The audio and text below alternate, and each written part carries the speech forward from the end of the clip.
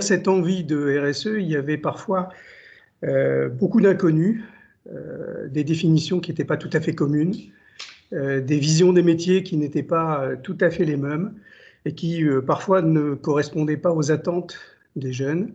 Et donc, j'ai essayé de simplifier les choses. Alors bien sûr, en quelques dizaines de minutes, ce ne sera pas la possibilité de faire le tour de l'ensemble des éléments, mais j'espère vous apporter quelques éléments. J'ai surtout essayé de bâtir mon intervention en vous donnant une espèce de grille de lecture, de dire finalement ces métiers sont faits pour moi, j'ai envie d'y aller, ces métiers-là ne sont pas faits pour moi, j'ai pas envie d'y aller. Et ce n'est pas simplement parce qu'il y a RSE dans le titre du job que ça doit pouvoir vous convenir. Alors je vais essayer de commencer le diaporama. Celui-là. Puis je le mets en quel écran là? Dessus. Hop. Voilà. Non. Si. C'est bon. Voilà. Alors, on va commencer par quelques définitions pour qu'on soit sûr qu'on parle de la même chose. Et d'abord, un premier élément qui est important parce que souvent on a une confusion entre la responsabilité sociétale et la responsabilité sociale. Ce sont deux choses qui sont différentes et qui recouvrent des métiers qui sont des métiers différents en termes de dimension. La dimension sociétale, c'est, je la lis, c'est l'intégration volontaire par les entreprises de préoccupations sociales et environnementales à leurs activités commerciales et leurs relations avec les parties prenantes. Une entreprise qui pratique la RSE va donc chercher à avoir un impact positif sur la société tout en étant économiquement viable. Alors, ce qui est important à retenir dans cette définition, c'est intégration volontaire, c'est-à-dire que la RSE n'est pas simplement l'application des lois ou des normes qui s'imposent aux entreprises. Il faut aller plus loin et véritablement définir des standards qui vont être plus importants que ce que la loi peut demander en termes d'environnement, en termes de produits, en termes de relations avec le consommateur. Ce qui est intéressant de voir aussi, c'est que de plus en plus, l'intégration volontaire se traduit par les exigences des consommateurs, c'est-à-dire que ce sont les consommateurs qui définissent les niveaux qui sont attendus par les entreprises. Ça, c'est important. Et puis ensuite, vous avez bien compris qu'il y avait véritablement un équilibre entre activité commerciale et impact RSE. Il n'est véritablement pas possible d'avoir une activité RSE qui vienne cannibaliser le développement économique d'une entreprise. L'entreprise doit se développer. L'enjeu, c'est véritablement de définir son développement en tenant compte des normes, des contraintes, des attentes des consommateurs et de façon plus large de ce qu'on appelle les parties prenantes. Alors les parties prenantes, c'est finalement tout ce qui va représenter l'écosystème d'une entreprise, sur le schéma écosystème, tous les gens qui vont participer, les autorités publiques, les associations de consommateurs, tous ces éléments qui finalement rentrent dans l'écosystème de votre activité. Ça, c'est pour la responsabilité sociétale. La responsabilité sociale, c'est beaucoup plus tourné vers l'intérieur, vers ses salariés.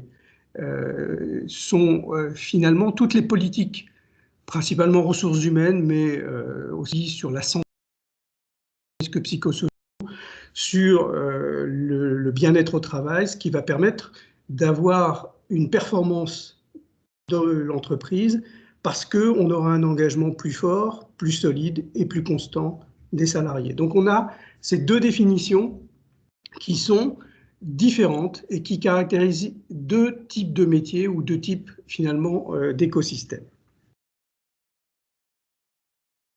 Ce qu'on entend par finalement les métiers de la RSE, le plus simple, c'est d'aller chercher le standard international ISO 26000 qui définit la RSE autour de 7 questions centrales. Alors, il est évident que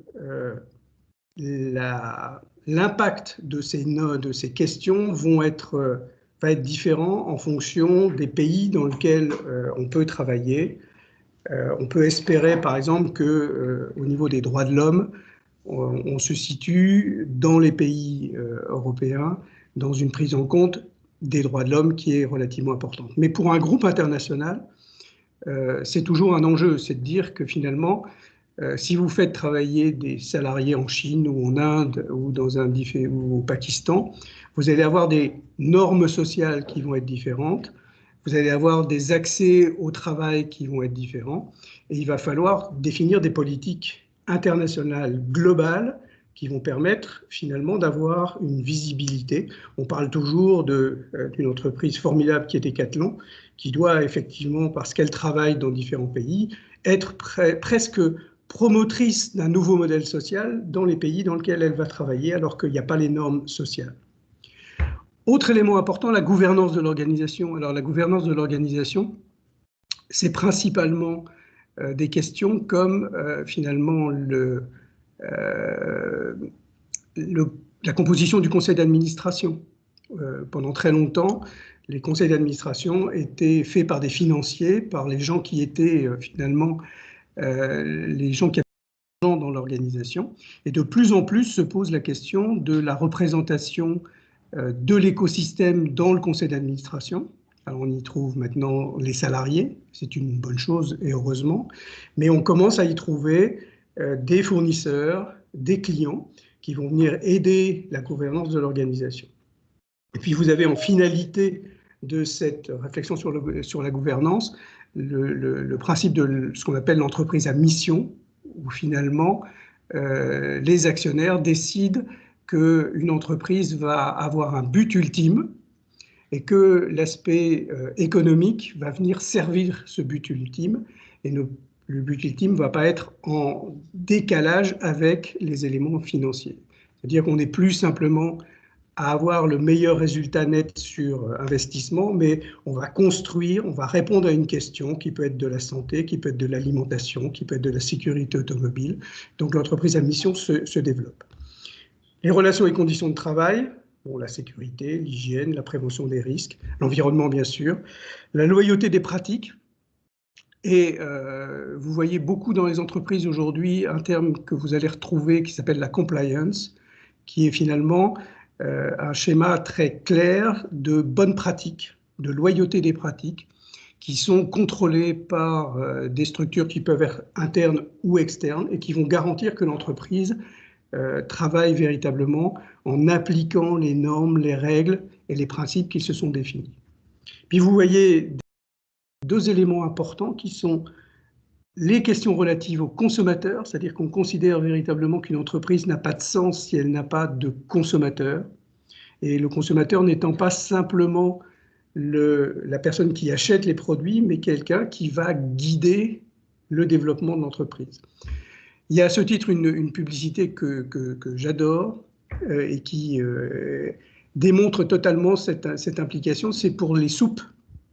Je crois que c'est Liebig, où vous avez quelqu'un qui dit finalement waouh, la soupe est trop salée, une mère de famille qui dit finalement E257 c'est quoi comme légumes, et où finalement Liebig remercie ses consommateurs d'avoir fait évoluer ses produits. Je pense que ça c'est très important de bien avoir cette idée-là, que le consommateur c'est le premier dirigeant aujourd'hui de l'évolution des produits, parce que c'est lui qui achète. Okay. Et puis, les communautés et le développement local, c'est-à-dire qu'on est bien conscient aujourd'hui que les entreprises ne sont pas des structures en vase clos, mais elles travaillent sur un territoire et qu'elles ont une responsabilité au niveau des territoires. Je me souviens, il y a quelques années, quand on travaillait sur Lyon, on avait un grand chantier, Enedis avait un grand chantier de mise aux normes de compteurs, je ne sais plus exactement lesquels. Et ils avaient, si mon chiffre est bon, à peu près 10 000 sous-traitants sur un contrat de 3 ans. Et Enedis se posait la question de dire quelle est ma responsabilité sociale et sociétale dans 3 ans d'arrêter les contrats de 10 000 personnes. Comment je fais pour que finalement je puisse le faire de façon responsable. Donc vous voyez qu'on a une vision qui est une vision plus large que le fonctionnement classique d'une entreprise. Je m'excuse, c'est un peu lourd, le slide suivant, mais finalement, ça traduit bien ce que je voulais vous dire. C'est dire que les métiers de la RSE sont nombreux, complexes, et se situent dans beaucoup d'endroits où finalement, on n'a pas naturellement et en premier abord le sentiment qu'elles vont exister. Très souvent, quand on parle avec des jeunes, quand on parle de RSE, on parle de l'entreprise, de temps en temps des associations, mais c'est tout. Or, vous avez finalement beaucoup de postes de RSE qui se situent d'abord dans les entreprises, on y reviendra, où finalement on va travailler sur les écosystèmes des entreprises. Donc vous avez un certain nombre de postes qui existent aujourd'hui dans les entreprises et de plus en plus. Il ne faut pas oublier que beaucoup de sociétés ont des envies de responsabilité sociétale, mais n'ont pas les compétences en interne. C'est une compétence qui est finalement relativement neuve. Et donc, il y a beaucoup de structures de conseil qui aident les entreprises à bien définir leurs besoins, bien définir leurs objectifs, travailler sur la cohérence entre les actions qui sont menées et l'écosystème de l'entreprise pour voir si véritablement il y a une légitimité à mener ce type d'action. On y reviendra tout à l'heure. Donc il y a des postes de consultants qui existent aujourd'hui, des postes intéressants qui travaillent sur à la fois la définition des politiques RSE et aussi beaucoup sur la communication en interne. Ce sont souvent des profils mixtes. Donc, pour les gens qui ont une formation en communication et qui ont une sensibilité RSE, ce sont des postes qui sont intéressants. Il y a un certain nombre de consultants aujourd'hui qui travaillent et qui aident les entreprises à définir leur stratégie de déploiement au niveau des politiques RSE. Ensuite, vous avez le domaine associatif. Alors, le domaine associatif est très intéressant parce qu'il est très large, c'est-à-dire que tous les domaines de la RSE sont couverts par le monde associatif, que ce soit l'égalité des chances, que ce soit le développement économique, la création d'entreprises, le recyclage des déchets. Enfin, vous avez un pot très large au niveau du milieu associatif. C'est un formidable métier pour débuter une carrière. La difficulté du modèle associatif, c'est que c'est le financement, c'est de dire que les associations sont toujours dans des schémas qui sont très tendus en termes de financement, souvent financés de manière, on va dire, majoritaire par les pouvoirs publics, et puis des structures d'entreprise. C'est toujours un problème de financement très important, ce qui veut dire que les structures sont courtes, il y a beaucoup de travail, le développement d'une carrière dans le milieu associatif est compliqué, parce que quand on a atteint à 30 ans un poste de délégué général, ce n'est pas évident de trouver d'autres développements. Donc, c'est très intéressant par contre pour développer le début d'une carrière, parce que on peut croiser énormément d'acteurs, on peut croiser énormément de sujets de développement. C'est très intéressant.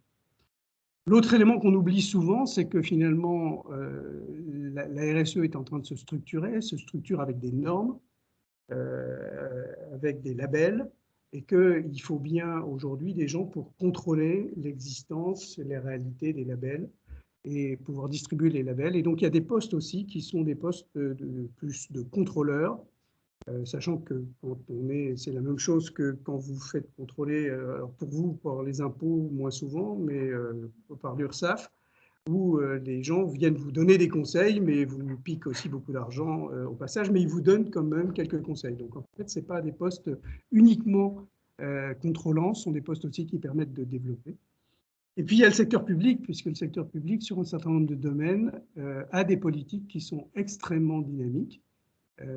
Par exemple, dans le Nord, on a le préfet à l'égalité des chances qui a la responsabilité de mettre en œuvre les politiques contre l'exclusion pour la promotion d'un certain nombre de différences. Et il y a des postes de chargés de mission au niveau public qui sont assez intéressants. Donc, ce que je voulais vous dire juste, c'est que ne soyez pas aujourd'hui uniquement structurés sur l'entreprise.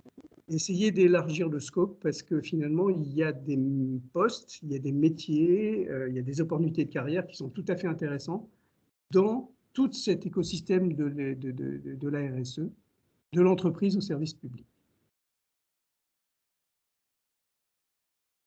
Si on revient sur, et là on va être sur l'entreprise, sachant que vous avez bien compris que les autres intervenir soit aider, soit supporter, soit contrôler l'entreprise dans ces axes. Alors, on peut en trouver des structurations différentes. Moi, j'aime bien ce schéma en 4 pôles. Le premier pôle de la RSE, c'est la politique environnementale.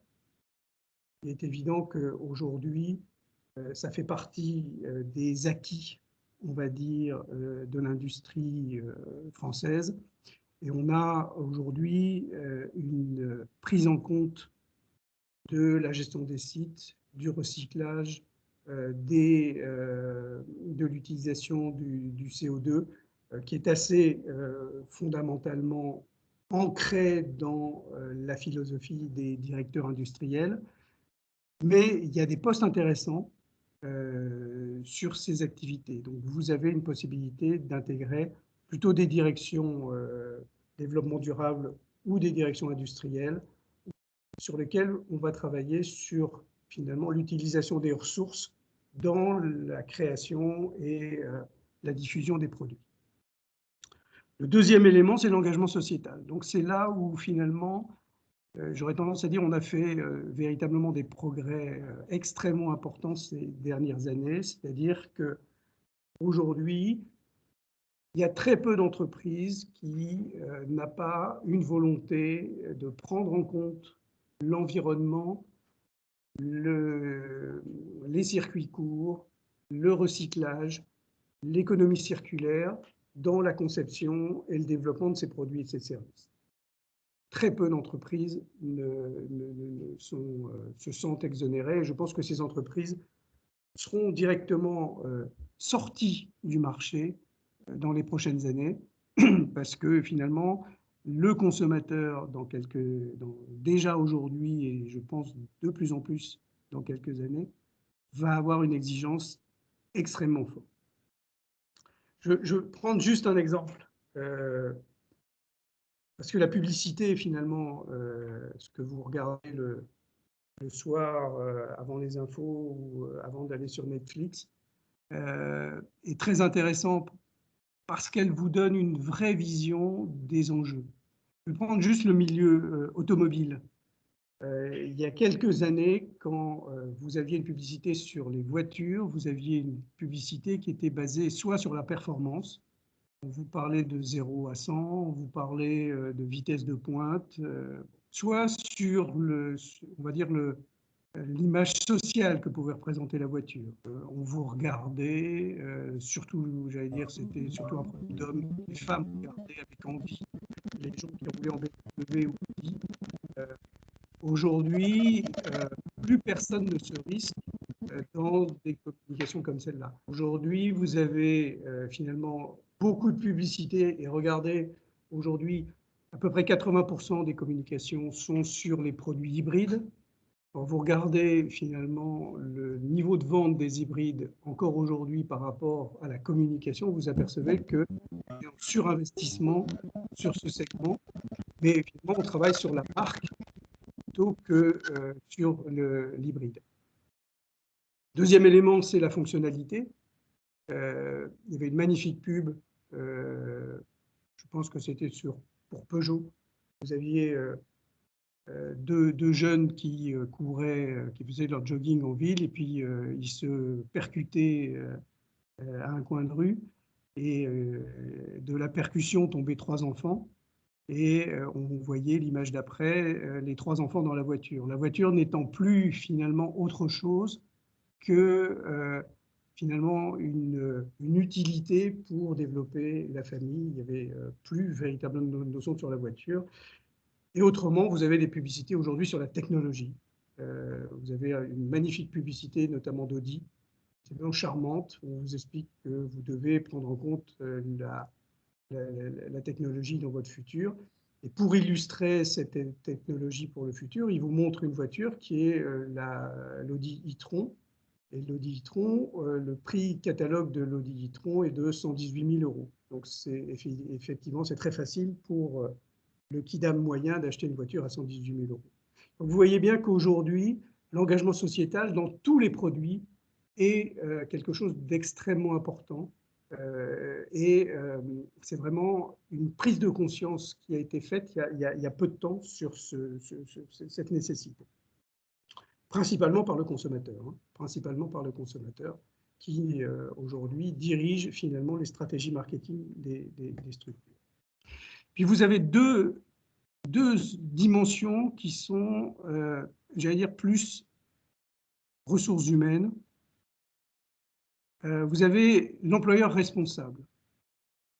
Alors, l'employeur responsable, je vais faire une petite différence avec la responsabilité sociale. C'est-à-dire que quand vous êtes employeur, vous allez mettre à disposition l'ensemble des éléments pour que vos salariés se sentent bien sur leur lieu de travail, soient en sécurité. Et quand on parle de sécurité, ce n'est pas simplement la sécurité physique, mais la sécurité psychique, qu'il y ait un équilibre entre finalement les hommes et les femmes dans les postes de responsabilité, les gens des différentes cultures. Donc vous avez en interne des politiques ressources humaines qui traduisent. Et à côté de ça, on va travailler sur une responsabilité sociétale. Alors la responsabilité sociétale, c'est différent, c'est-à-dire, je vais vous donner juste un exemple et vous allez tout de suite comprendre. Moi, j'ai travaillé dans une société de haute technologie dans laquelle on n'embauchait que les Bac+4, Bac+5. Et j'avais la responsabilité de garantir qu'on ait la même représentation de gens en situation de handicap que la représentation qu'on peut avoir dans la société française. Et donc, on a mené beaucoup de communication auprès des managers en disant recrutez, s'il vous plaît, des gens en situation de handicap pour rentrer dans les structures. Puis on s'est aperçu relativement vite, quand même, que finalement, il y a quelqu'un qui est en situation de handicap, et je ne parle pas de handicap intellectuel, mais physique ou moteur, a 4 fois moins de chances de faire des études supérieures que quelqu'un qui n'est pas en situation de handicap. Donc ça veut dire qu'on ne trouvait pas les compétences Bac+4, Bac+5 pour pouvoir entrer dans notre société. Alors qu'est-ce qu'on a fait? On a travaillé en amont, c'est-à-dire qu'on a collaboré avec des associations qui ont comme objet d'aider les jeunes en situation de handicap à poursuivre leurs études, à rentrer dans l'université, avec des systèmes de parrainage, de découverte de métiers, de structures d'accompagnement. Donc on était bien en amont dans ce schéma-là. On est exactement dans la même réflexion quand on est sur des associations comme Alliance, ou notamment le Squad, ou nos quartiers des talents, c'est-à-dire qu'on prépare des jeunes qui sont issus de quartiers à pouvoir rentrer dans des postes de responsabilité dans l'entreprise. Donc on fait du sociétal, c'est-à-dire qu'on travaille peut-être un petit peu pour nous, société, mais on travaille surtout sur la société avec un grand S, en accompagnant des structures qui vont permettre de développer de l'égalité des chances. Donc, l'employeur responsable, on va travailler sur des domaines qui sont des domaines comme les quartiers, on va travailler sur le handicap, on va beaucoup travailler sur l'égalité homme-femme. On va donc aider des associations qui vont aider les femmes à définir leur parcours professionnel, à gérer leur autocensure. Enfin, ou schéma qui va nous permettre demain, en tant qu'employeur, de pouvoir plus facilement réaliser nos objectifs en termes d'équilibre et en termes de parité dans l'entreprise.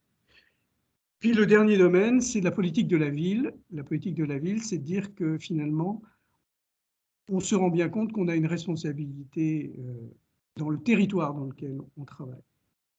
On ne peut pas avoir une magnifique structure dans un quartier qui n'est pas un quartier qui est équilibré au niveau économique et au niveau social. Et donc, on va travailler avec les mairies, avec les départements, avec les structures locales, les associations locales, pour rendre les territoires dans lesquels on travaille plus attractifs. C'est pour ça qu'on travaille, par exemple, avec l'île Sud, on travaille sur Lyon avec la Duchère, enfin on travaille avec des structures, avec des quartiers qui sont reconnus comme étant difficiles et sur lesquels nos entreprises sont présentes pour pouvoir aussi permettre de faciliter le développement économique. Sachant qu'on a l'habitude, puisque vous savez ou vous ne savez pas, mais quand une entreprise de plus de 1000 personnes, je pense, se restructure et supprime des emplois sur un territoire, elle a l'obligation de signer avec le préfet une convention de revitalisation qui va finalement faire recréer sur le territoire le nombre de postes qu'elle a détruits sur ce territoire identique. Donc ça veut dire que les entreprises ont l'habitude de ce schéma-là et on travaille de plus en plus maintenant, je vais dire, sur de la revitalisation de long cours ou à froid, sur lequel on travaille sur ces dispositifs.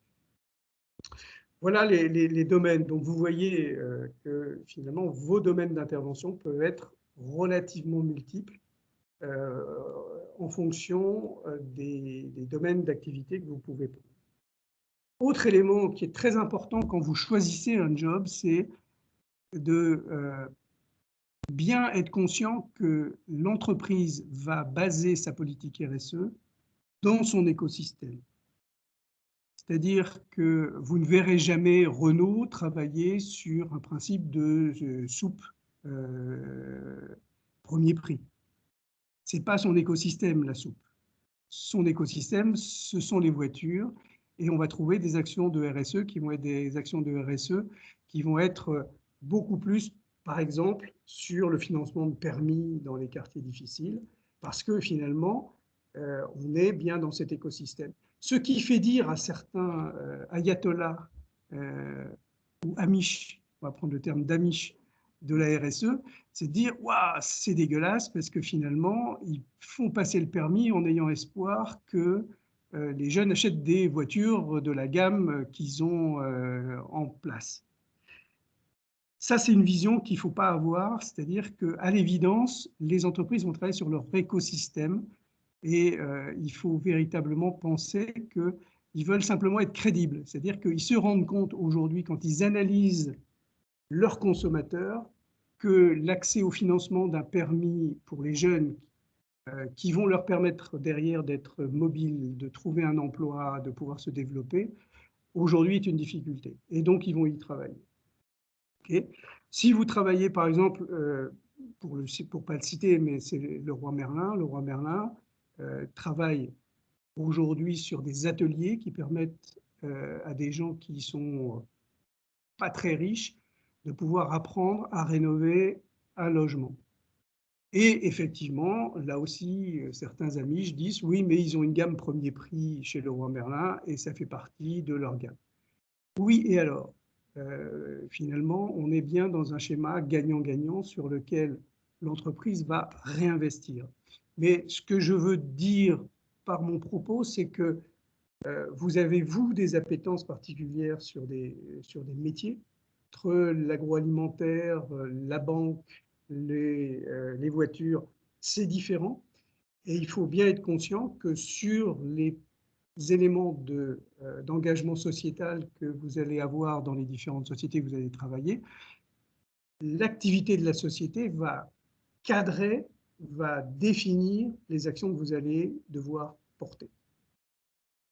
Donc, essayez de prendre des domaines sur lesquels vous avez un petit peu d'appétence, sur lesquels vous avez un petit peu de sensibilité, parce que si vous analysez le portefeuille d'actions de Renault, par exemple, ou de Leroy Merlin, ou de Auchan, vous allez voir qu'il y a certains domaines qui sont croisés, et il y a des domaines qui sont complètement définis par rapport aux activités, par rapport à l'écosystème.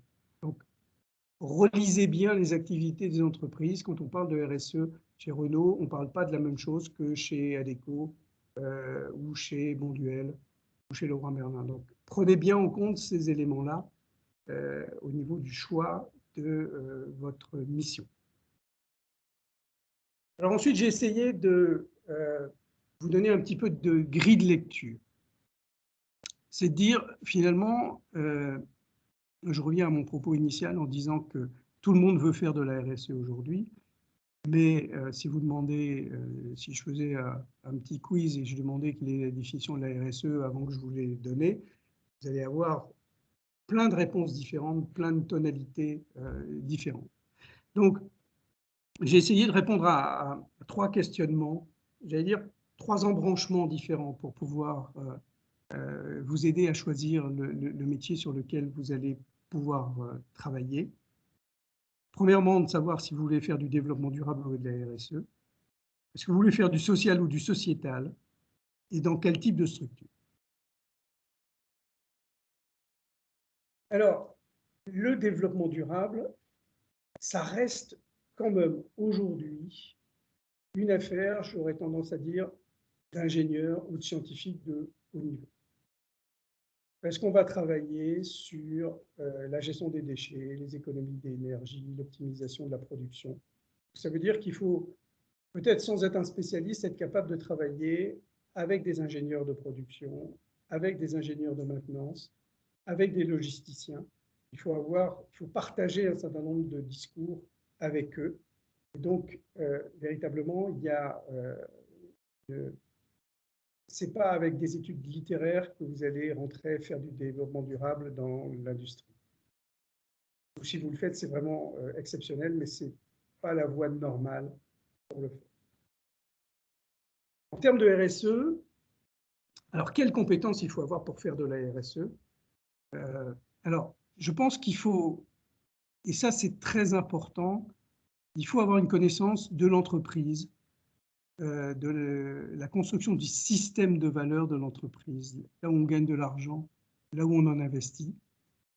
Il faut avoir une vision marketing de l'entreprise, de savoir comment on va promouvoir un produit, quelle est la cible, quels sont les consommateurs. Il faut avoir une connaissance presque intime de l'entreprise. Alors j'aurais tendance à dire que tous ceux qui sortent avec un diplôme de Bac+3, Bac+4 ont une connaissance qui est quand même relativement structurée de l'entreprise, mais ça vaut le coup peut-être de passer un petit peu de temps sur des formations en ligne sur le marketing d'entreprise ou sur la chaîne de valeur d'entreprise pour bien comprendre le business model des entreprises. Puis, par rapport à la partie employeur de référence, on est bien là en connexion avec les ressources humaines. Quand on est sur des politiques de diversité, d'égalité des chances, on est en plein cœur des ressources humaines. En tout cas, j'espère que les ressources humaines continuent à s'en occuper de manière prioritaire.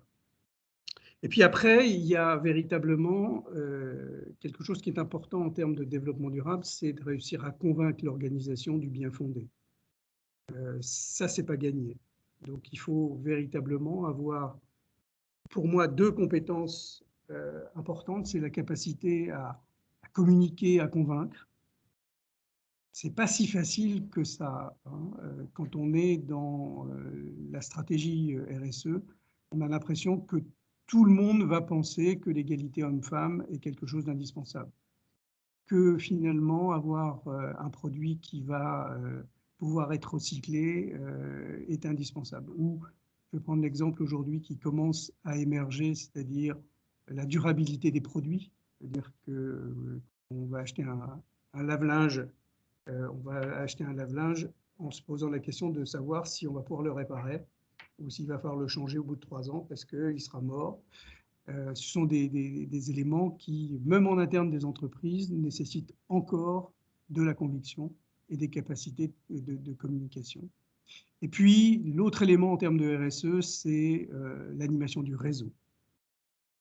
C'est extrêmement important. Quand je parle de réseau, c'est un réseau en interne, c'est-à-dire qu'il va falloir vous reposer sur un certain nombre de gens qui sont principalement convaincus. Vous pouvez toujours en trouver dans les entreprises, pas tous, mais il faut être capable de les mobiliser, les faire travailler ensemble pour développer vos idées. Et en externe, le monde aujourd'hui de la RSE est un monde véritablement de communication, d'association, de coopération. Et il faut être capable de faire vivre un réseau, de construire un réseau et finalement de s'appuyer sur le réseau. Sur à peu près tous les éléments que j'ai pu citer, que ce soit sur le territoire, où il faut être capable de pouvoir passer un coup de téléphone à la déléguée, au préfet à l'égalité des chances, aux associations qui vont pouvoir vous aider, aux entreprises, donc avoir un réseau d'entreprises. Enfin, c'est très important d'avoir un carnet d'adresses. Alors c'est vrai, quand on est jeune, on construit son carnet d'adresses, mais il faut savoir l'utiliser, son carnet d'adresses. Je pense qu'en termes de RSE, cette compétence de construction de réseau est quelque chose de très important. Capacité à convaincre, à communiquer et à animer un réseau. Donc, vous voyez les deux éléments, c'est de dire si vous êtes plutôt scientifique, alors bien entendu je vulgarise, hein, c'est simplement un guide très basique de réflexion, de construction de votre projet. Mais si vous êtes plutôt Géo trouve tout, le développement durable est sans doute plus intéressant. Si vous travaillez tout seul dans votre coin et que rencontrer quelqu'un est une épreuve, la RSE va être compliquée. Alors, l'autre élément, et ça c'est un élément extrêmement important, j'ai été, moi, dans ma carrière très longtemps directeur des ressources humaines, et j'avais beaucoup de gens qui, quand je les rencontrais en entretien, je leur demandais pourquoi ils étaient intéressés par les ressources humaines, et ils me disaient « parce que j'ai envie d'aider les autres ». Je leur disais « je ne suis pas complètement certain que dans votre quotidien, vous ayez véritablement toutes les satisfactions du monde. Assistante sociale, certainement. Quelqu'un qui va aider les autres dans une entreprise, ce n'est pas forcément le directeur des ressources humaines. Il a à adapter les ressources de son organisation aux stratégies de l'entreprise. Ça passe parfois et souvent par des moments difficiles auprès des salariés qui peuvent être individuellement ou collectivement en déphasage par rapport aux besoins de l'entreprise. Alors moi, je fais une différence entre l'engagement social, c'est-à-dire le social, c'est la volonté d'aider les gens qui en ont le plus besoin. C'est véritablement quelqu'un, vous avez une envie véritablement d'aider, quel que soit finalement le potentiel de la personne que vous allez aider, vous allez l'aider. Pour bien vous donner un exemple, il y a quelques années, j'étais dans un jury de sélection d'une association qui s'appelle Areli, qui est une formidable association qui finance et donne un mentor à des jeunes qui viennent de situations économiques extrêmement difficiles. Et on s'est retrouvé sur un dossier de sélection et on avait deux candidatures. On avait une candidature de quelqu'un qui, finalement, était... alors, pour être sélectionné par un rallye, il faut avoir 15 de moyenne au niveau du bac. Hein. Donc, quand je dis pas quelqu'un qui était extrêmement brillant, si j'avais eu une fois 15 de moyenne au bac, j'aurais été ravi. Mais tout est relatif. Donc, c'était quelqu'un qui était brillant, mais sans plus. Mais dont la situation familiale était désastreuse. Le père, on ne savait pas où il était, la mère vivait avec 5 enfants et faisait des ménages. Donc, véritablement, on était dans si on ne l'aide pas, elle ne fera pas. Et on avait un deuxième dossier de quelqu'un qui était quelqu'un à la fois, alors ce sont des gens qui ont 16-17 ans, hein, donc des jeunes encore, très jeune et qui était vraiment brillante, qui était vraiment, elle illuminait la pièce quoi, par ses idées, par ses convictions. Mais ses parents étaient moins dans le besoin. Et parce que le père était professeur de technologie, donc c'est pas non plus ministre de Finances. Mais l'aspect financier était moins important. Et on s'est posé la question du social et du sociétal, c'est-à-dire soit on aide quelqu'un véritablement qui en a vraiment besoin et qui ne pourra pas se développer si on ne l'aide pas, soit très clairement on travaille dans le sociétal, et le sociétal, on va chercher un potentiel qui va faire changer les choses. C'est-à-dire qu'on était sûr que cette jeune fille qui venait d'une culture maghrébine, on était persuadé que dans 5 ans, elle allait être directrice de quelque chose quelque part et qu'elle allait pouvoir démontrer finalement que sortant d'une structure comme Areli, elle était capable véritablement de démontrer l'égalité des chances. Et ça, c'est important, et je pense que c'est quelque chose sur lequel j'ai pas de jugement. C'est vraiment dans votre fort intérieur de savoir sur quoi vous avez envie de travailler. C'est-à-dire que si vous avez envie de travailler sur le social, le potentiel des gens que vous allez aider, leur volonté de s'en sortir, a finalement peu d'importance. Vous aidez les autres de manière constante. Et vous allez avoir des associations comme Emmaüs, comme l'Abbé Pierre, enfin, des choses sur lesquelles on aide les gens qui sont les plus en difficulté. Le sociétal, vous êtes sur un schéma de dire, vous allez chercher du talent et vous allez donner la possibilité à ces talents de s'exprimer. Donc vous allez être dans l'exigence, vous allez être dans un discours qui va être un discours beaucoup plus en exigence. Alors je fais attention parce que je suis avec les gens d'Alliance, mais je pense qu'Alliance est quand même beaucoup plus aujourd'hui dans l'égalité des chances. Et le fait même qu'on vous demande de travailler, d'être assidu, de suivre les choses, de pouvoir agir, montre bien qu'on est dans l'exigence et que finalement, on ne va pas simplement vous accompagner pour vous accompagner, mais qu'on a une idée de vous-même qui est assez haute et qu'on a envie de vous donner les moyens d'aller au bout de l'histoire que vous pouvez raconter. Et donc, on est véritablement, et je pense que c'est important que vous ayez bien cette idée-là, du social ou du sociétal, parce que vous allez être malheureux, c'est-à-dire que principalement si vous avez une dimension sociale et que vous êtes dans le sociétal, vous allez être malheureux parce que vous allez croiser des gens qui méritent qu'on les accompagne. Et les structures dans lesquelles vous allez travailler ne vont pas avoir finalement les programmes qui vont leur permettre d'être accompagnés. Voilà, donc ça me paraît extrêmement important. Et alors, l'autre choix qui est extrêmement important, c'est de dire, est-ce que vous aimez l'entreprise ou est-ce que vous n'aimez pas l'entreprise? Et ça, je pense que c'est l'élément capital.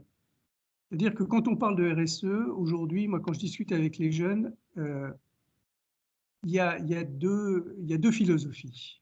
Il y a une philosophie de le sujet est tellement important que finalement, il faut convaincre les entreprises de s'engager pleinement, les aider à s'engager pleinement, sachant que c'est un long chemin et que ce n'est pas aussi facile. Ou, très clairement, est-ce que finalement l'entreprise est une structure qui est une structure par définition toxique et il faut la critiquer, il faut se battre contre elle et il faut la sanctionner. Ce sont deux philosophies. Alors, je reviendrai sur, il y a quelques jours, il y avait le World Forum et j'espère que vous avez tous pu y assister. Moi, j'ai assisté à celui de l'année dernière et il y avait, alors j'ai oublié son nom, il y avait je ne sais pas si c'est la créatrice ou la directrice générale d'un jour pour la planète, qui finalement, pays par pays, passe une journée à nettoyer les plages, les campagnes, enfin finalement à travailler sur un sujet comme celui-là qui est extrêmement important, à la fois en termes de résultats, mais aussi d'éducation. Et comme elle vient d'une culture américaine, elle était scandinave, je crois. Elle venait d'une culture américaine. Elle a remercié ses sponsors à la fin de son intervention. et elle a remercié le cigarettier Philip Morris. Et dans la salle, il y avait quelqu'un qui ne reviendrait pas sur ma philosophie, parce que je trouvais que la société était aussi coupable de pollution que les cigarettiers, mais peu importe. Il dit, mais c'est scandaleux. Pourquoi vous remerciez Philip Morris alors qu'ils sont responsables de mettre plein de mégots tous les jours? Et cette jeune femme a eu une réaction qui, pour moi, était extrêmement saine en termes de développement durable, en disant, je ne vais pas dire merci à Philip Morris de mettre des cigarettes, mais je pense que le sujet est assez sérieux pour que tout le monde s'y mette à son niveau et que tout le monde puisse faire progresser la cause. Je pense que c'est très important dans votre philosophie à vous. Et là aussi, il n'y a pas de... Je veux dire, je ne peux pas vous convaincre. Soit vous pensez que l'entreprise a envie d'être vertueuse. Alors, je suis d'accord avec vous qu'il y a peu de temps qu'elle a envie d'être vertueuse. Et elle a envie d'être vertueuse simplement parce que elle n'existera plus demain si elle n'est plus vertueuse. Parce que c'est son écosystème, ses consommateurs, les pouvoirs publics ne lui permettront plus d'exister. Donc, ce n'est plus un choix. Donc le problème du greenwashing n'existe plus. C'est très clair. Le greenwashing, c'était à l'époque où on faisait beaucoup de mal et on se donnait un peu de bien pour qu'on ait une image positive. Maintenant, c'est plus possible. On est vraiment sur un travail de fond. Donc, soit vous considérez que vous pouvez contribuer à votre niveau à ce développement, soit très clairement, vous considérez que les sociétés aujourd'hui ne font pas assez, ne sont pas assez dans cette philosophie. Mais ce n'est pas la peine de rentrer dans une entreprise. Je me souviens, j'ai rencontré un jeune, il me parlait de RSE et qui était en stage chez Bonduelle, pour ne pas citer l'entreprise. Et je disais, vous avez beaucoup de chance de travailler chez Bonduelle, parce qu'en termes de RSE, ils ont quand même un certain nombre de programmes qui sont extrêmement intéressants, et c'est vraiment une société extrêmement responsable sur le sujet. Il me disait, mais non, c'est pas vrai. Tous les matins, ils font partir 300 camions pour distribuer leurs produits. J'ai dit, mais si vous voulez avoir, même sur un circuit court, des produits, il faut bien avoir des camions qui vont aller distribuer les produits. Donc, si vous n'aimez pas l'entreprise, ne venez pas dans l'entreprise. D'abord, vous allez avoir du mal à convaincre. Puis après, vous allez être en frustration quotidienne parce que vous allez penser que tout ce qu'on vous demande, c'est du greenwashing. Donc, je pense que c'est très important de vous positionner par rapport à ces éléments-là. Si vous n'aimez pas l'entreprise, il y a des possibilités dans des associations, il y a des possibilités dans les structures de contrôle, il y a des possibilités dans les pouvoirs publics. Mais véritablement, le message que je veux vous faire passer, c'est que les entreprises ont besoin de vous. C'est-à-dire qu'on ne transforme pas une philosophie d'entreprise sans avoir des ressources humaines qui vont être capables de faire changer les attitudes dans les entreprises. Mais moi, je suis très confiant parce que ceux qui dirigent l'entreprise, c'est-à-dire les clients, demandent aujourd'hui à ce que les entreprises changent leurs produits, changent leur gouvernance, changent leurs ressources humaines. Et je pense qu'on va avoir besoin d'intelligence pour pouvoir faire bouger ces éléments. Dernier élément sur l'évolution du marché. Et là, je suis balancé, c'est-à-dire que oui, aujourd'hui, l'appétence ressources RSE et les besoins des entreprises, des associations, des pouvoirs publics est très important. Donc il y a de plus en plus de postes. Il y a 10 ans, un poste RSE, c'était véritablement un hasard ou une faute de frappe. Aujourd'hui, il y en a tous les jours, toutes les semaines, donc il y a des possibilités. Par contre, très clairement, le fait que la responsabilité sociétale vienne au cœur des entreprises, vous allez avoir une perte d'identité, c'est-à-dire que demain, vous aurez les responsables marketing seront des spécialistes de RSE, les ingénieurs seront des spécialistes RSE, les directeurs financiers seront des spécialistes RSE parce qu'ils auront intégré dans leurs activités les éléments de RSE. Donc, quelque part, il faut être conscient que c'est le moment de rentrer en RSE, c'est le moment de donner une identité.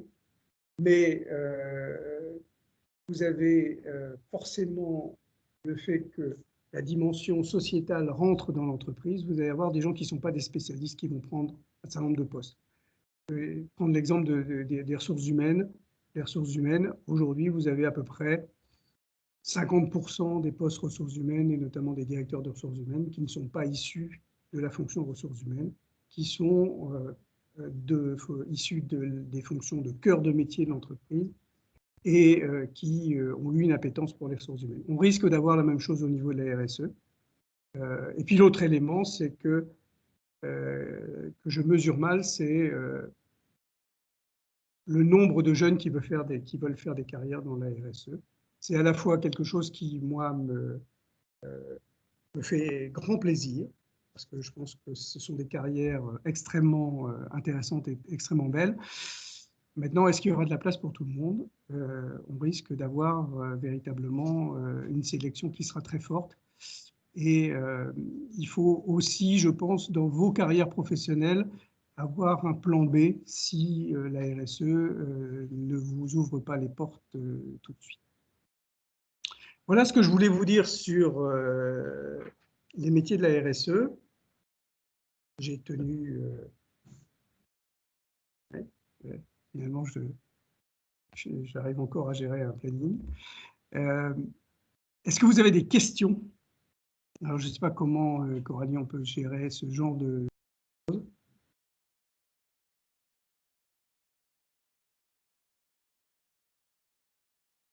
Alors, j'ai enlevé le diapo. Donc, enlever le diapo.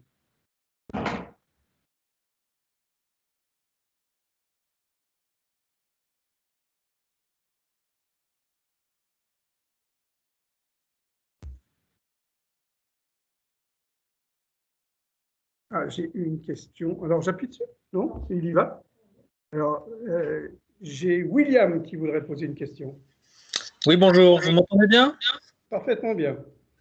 J'aurais une question concernant, selon vous, quels sont les schémas au sein d'une entreprise les plus pertinents pour le RSE? J'ai une première expérience en entreprise, je ne vais pas épiloguer dessus, mais j'avais l'impression qu'on définissait un directeur RSE, un service RSE, qui permettait de faire une bonne communication, mais finalement un peu en îlot dans son coin, là où, de mon côté, j'aurais préféré finalement l'intégration d'une politique RSE dans tous les métiers. Selon vous, quelle est la tendance et qu'est-ce qui est préférable? Bah, je pense que vous avez une vraie vision, c'est-à-dire que quelque part,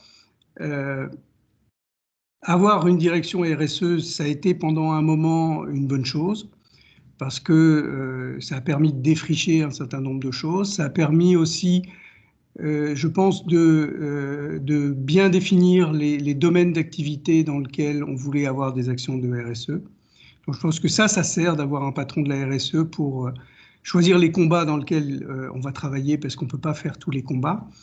Par contre, si on veut arriver à une gestion optimale de la responsabilité sociétale, j'aurais tendance à dire qu'il faut que les gens opérationnels dans les différents domaines prennent en compte les exigences de RSE pour définir leur politique. Alors, prends l'exemple des ressources humaines. Je pense que beaucoup d'entreprises aujourd'hui ont des politiques de diversité, des politiques d'inclusion, des politiques d'égalité hommes-femmes qui sont importantes, mais aussi dans la production des différents services ou des différents produits, vous avez une prise en compte des éléments aujourd'hui. Si vous voulez produire un nouveau soda, vous allez devoir intégrer à la fois des éléments de responsabilité sociétale en termes de santé, donc vous allez réduire le sucre dans vos produits, mais vous allez devoir vous poser la question, qu'est-ce que je fais de mes canettes ou de mes bouteilles? Comment je les recycle? Est-ce que j'attache le bouchon sur la canette pour éviter que le bouchon se balade dans la nature? Bon, ce sont des éléments qui vont être pris en compte. Donc je pense que le meilleur domaine de la RSE, c'est que finalement, un peu comme une politique qualité, où il y ait un représentant qui puisse être en vigie et qui puisse donner une vision des chiffres aussi, parce que je pense que le domaine de la RSE si on veut mesurer les efforts en termes de RSE, il faut avoir une vision un peu comptable des choses, savoir combien on investit, combien ça coûte et combien ça rapporte. Il ne faut pas être dans un schéma qui est un schéma, j'allais dire, complètement désintéressé. C'est un produit c'est un domaine qui doit être une source d'investissement, mais aussi une source de croissance pour les entreprises. Donc, pour répondre très clairement à vos questions, je serai très rassuré quand on n'aura plus de responsables RSE dans les entreprises. Ceci dit, j'ai tenu ce même langage sur les directeurs des ressources humaines il y a 20 ans et je m'aperçois qu'ils sont toujours là. Hein. J'ai répondu à votre question? Oui, merci beaucoup. Elsa.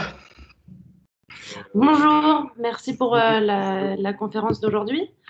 Ma question, c'était quels sont, à votre avis, les obstacles principaux auxquels un chef de projet RSE va faire face, en interne comme en externe, et surtout quand il s'agit d'une création de poste? Alors, je vais répondre en deux parties, c'est-à-dire quels sont les obstacles et comment on peut un peu les contourner. Les obstacles, très clairement, c'est la crédibilité. C'est-à-dire qu'il faut essayer de comprendre finalement si la création du poste de responsable RSE est véritablement inscrite dans la stratégie de l'entreprise et à quel niveau. Et ça, vous le voyez par rapport à la fiche de poste. Hein. Si vous avez une fiche de poste complètement opérationnelle, c'est que finalement, il n'y a pas une grande vision stratégique. On est véritablement pour combler les trous. Mais je pense que de toute manière, la difficulté que vous allez rencontrer à tous les niveaux, hein, moi quand j'étais directeur RSE, j'avais cette même difficulté, c'est véritablement de convaincre l'utilité, de donner les chiffres, de donner des benchmarks, de définir des plans qui vont donner des résultats. Okay. Je prends toujours l'exemple, moi, en termes de RSE, on a vécu sur 5-6 ans une vraie révolution de l'engagement sociétal. C'est-à-dire que, je vais prendre un exemple qui est Alliance, parce que j'aime bien Alliance, qui est quand même une des plus belles associations que je connaisse. Il y a 5-6 ans, quand en fin d'année, le président montait sur le tonneau, comme on dit, et disait je suis très fier de ma société parce que nous avons un engagement sociétal auprès d'un certain nombre d'associations, dont Alliance. Il y a 5-6 ans, tout le monde applaudissait, en interne, en externe, tout le monde faisait un article en disant. Il y a 2-3 ans, on a commencé à avoir un résultat où le président, quand il montait sur le tonneau, on lui disait, mais attendez, vous avez accompagné combien de jeunes? Vous avez combien de parrains? Les jeunes ont mis combien de temps en moyenne pour retrouver un job par rapport aux autres? On est arrivé sur une vision comptable des choses. Donc très clairement, on a changé de dimension, on est arrivé sur une dimension qui était une dimension de résultat. Et demain, et je pense qu'on est dans certaines structures, on y est déjà, on remonte à la mission initiale, c'est-à-dire pourquoi on est chez Alliance. Okay. Pourquoi on est chez Alliance? On est chez Alliance pour finalement aider des jeunes qui viennent de quartiers ou de milieux qui ne sont pas totalement favorisés à pouvoir choisir le métier qu'ils ont envie et réussir dans ce métier.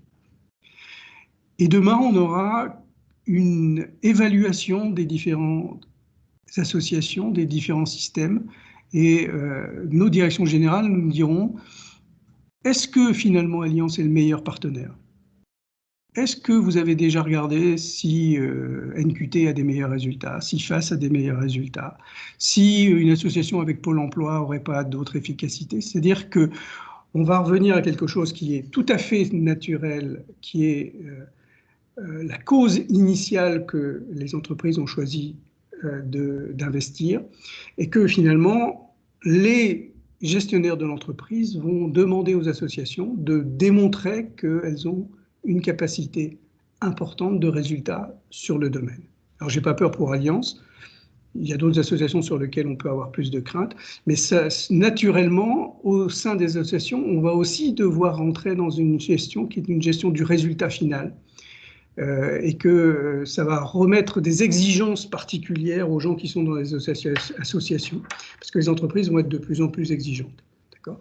Donc ça veut dire que dans votre métier au niveau de la RSE, l'une des difficultés, ce sera véritablement de crédibiliser votre discours et de définir les indicateurs économiques qui vont démontrer que ce sont des dispositifs qui sont intéressants. Okay. Et je vous avais dit que je vous donnerais un élément j'allais dire de solution, c'est le réseau. C'est de dire que quelque part, quand votre président vous croise dans un couloir et vous dit mais finalement, c'est quoi l'efficacité d'une structure comme Alliance et je ne comprends pas quelles sont les entreprises qui peuvent y être et pourquoi. Si vous avez un réseau qui est bien fait, si vous avez donc la capacité de dialoguer d'adulte à adulte avec Alliance, si vous êtes capable de passer 2 ou 3 coups de téléphone dans des sociétés qui sont très impliquées dans la structure et qui vont vous donner des arguments. Moi, j'ai trouvé énormément d'arguments pour répondre à mes présidents par l'expérience d'autres. Pourquoi des gens comme L'Oréal travaillent avec des structures d'insertion des jeunes. Pourquoi des gens comme LVMH travaillent dans un... Bon, on passe un coup de fil si on a un réseau bien fait. Et puis, quand on est capable de dire au président qu'on a eu le directeur des ressources humaines de L'Oréal International et qu'il vous a dit ça, ça donne une crédibilité. Donc, très clairement, investissez, Elsa, rapidement un réseau. Merci beaucoup.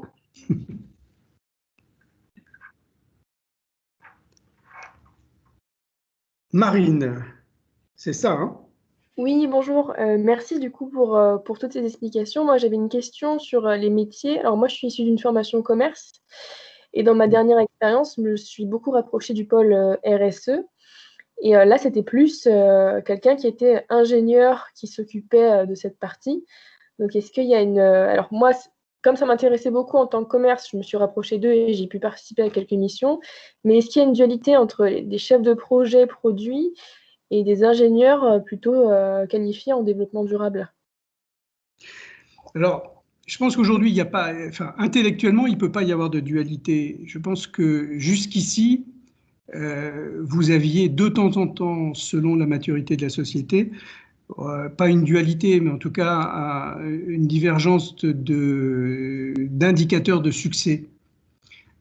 C'est-à-dire que quand vous faites une politique RSE, vous devez faire adopter à l'entreprise des indicateurs de développement économique différents. Je prends un exemple sur un produit. Si vous aviez un indicateur allez, on va prendre un lave-linge. J'ai une passion pour les lave-linges. Si vous aviez des indicateurs qui étaient pour le chef de produit uniquement part de marché et chiffre d'affaires, il est évident que la partie durabilité, il n'en avait rien à faire, puisqu'il était bien vu et bien rémunéré à partir du moment où il développait un chiffre d'affaires et il avait une part de marché. Si dans son évaluation, l'évaluation de son produit, vous avez une durée moyenne d'utilisation qui rentre en jeu, il est évident qu'il va changer de façon drastique toutes ses exigences, notamment avec les gens de production. Parce que s'il se prend 50% de bonus en moins parce qu'il a une durabilité qui n'a pas progressé, vous pouvez être sûr que l'année prochaine, quand il va commencer à définir ses objectifs, il va travailler sur la durabilité. Donc je pense qu'il peut y avoir des divergences aujourd'hui. Demain, il y en aura, j'espère, plus. Mais en tout état de cause, je pense que le chiffre et l'indicateur est une capacité, enfin est un élément de dialogue important pour réduire les divergences qu'ils peuvent avoir. J'ai assez travaillé dans les entreprises pour savoir que les responsables sont très binaires. Hein. Moi, j'ai travaillé dans la pharmacie et pendant très longtemps, on a travaillé avec cet indicateur qui était chiffre d'affaires par de marché. Et nos directeurs de business unit étaient rémunérés là-dessus. Et puis, à un moment, on a eu un président mondial qui a dit « Moi, je ne peux pas accepter qu'un médicament n'ait pas un indicateur de satisfaction du corps médical. » Et on a mis un indicateur de corps médical. Je peux vous dire que les stratégies des directeurs de business unit sont devenues différentes d'un jour à l'autre. Donc, il faut faire accepter ces indicateurs de durabilité pour faire changer les mentalités et que finalement, vous n'ayez plus des commerciaux qui vendent et des gens qui ont des niveaux de responsabilité. Je travaillais aussi dans l'alcool. Vous aviez pas dans un bocal, hein, j'ai vendu. Enfin, j'ai vendu. J'ai été DRH dans une société qui vendait de la bière. Vous aviez une vraie dimension, là, telle que vous l'évoquez, de difficulté entre les commerciaux qui vendaient tout ce qu'ils pouvaient vendre, et puis toute une responsabilité sociétale qui était de dire qu'est-ce qu'on fait pour que la bière soit plus considérée comme finalement la cause de 50% des femmes qui se font battre à la maison se font battre grâce à notre bière.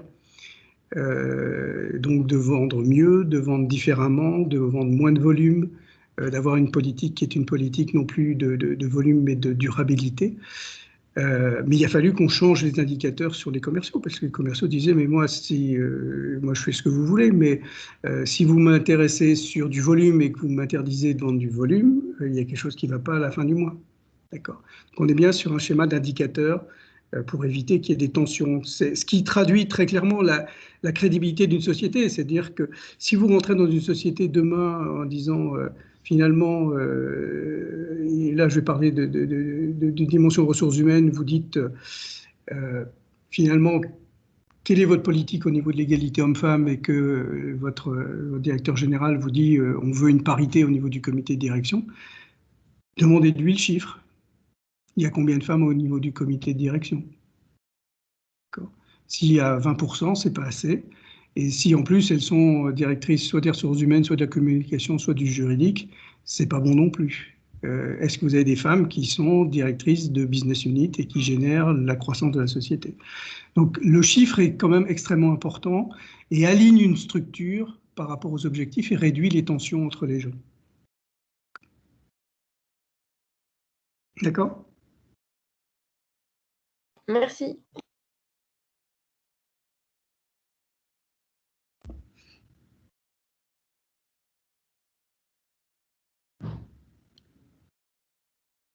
S'il n'y a plus de questions, je vais vous souhaiter une très bonne après-midi et j'espère beaucoup de succès dans des métiers RSE. J'espère que vous aurez eu envie parce que je pense que c'est un métier assez extraordinaire. C'est un métier qui vous permet d'avoir du sens dans votre activité, mais on a vraiment besoin aujourd'hui de ressources au niveau des entreprises pour aider les entreprises à mûrir et à être efficaces. On n'a pas besoin de donneurs de leçons. Si vous êtes dans un schéma de donner des leçons aux entreprises, à la fois les entreprises n'ont pas besoin de vous et je pense que c'est pas là où vous devez y travailler. Mais sachez que le greenwashing ou les exemples pitoyables d'entreprises, c'est aujourd'hui de plus en plus faible et qu'il y a vraiment, on est dans le bon moment pour faire de la RSE, on est dans le bon moment pour faire du développement durable et je pense que vous êtes dans le bon moment pour faire des carrières extrêmement intéressantes. Merci et bon courage et bon succès.